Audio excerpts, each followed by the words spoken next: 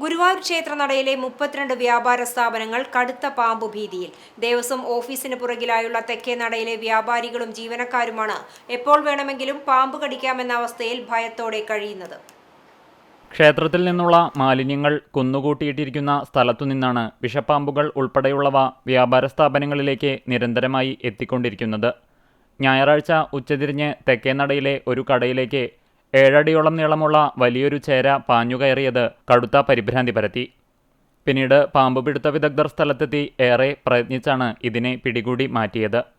പലപ്പോഴും കടകളുടെ ഉള്ളിൽ സൂക്ഷിച്ചിരിക്കുന്ന സാധനങ്ങൾ എടുക്കാൻ പോലും ജീവനക്കാർക്ക് ഭയമാണ്.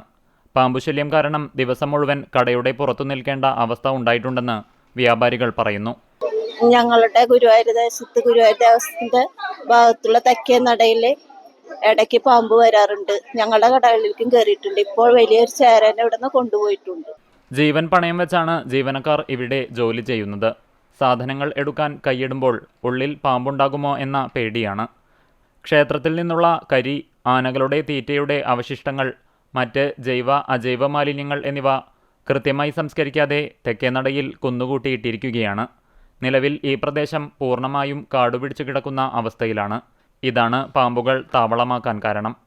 ഗുരുവായൂർ പോലെയുള്ള ഒരു പ്രമുഖ തീർത്ഥാടന കേന്ദ്രത്തിൽ ഭക്തർക്കും വ്യാപാരികൾക്കും ഭീഷണിയാകുന്ന രീതിയിൽ മാലിന്യം തള്ളുന്നത് ദേവസ്വത്തിന്റെ ഗുരുതരമായ വീഴ്ചയാണെന്ന് ആക്ഷേപമുണ്ട്.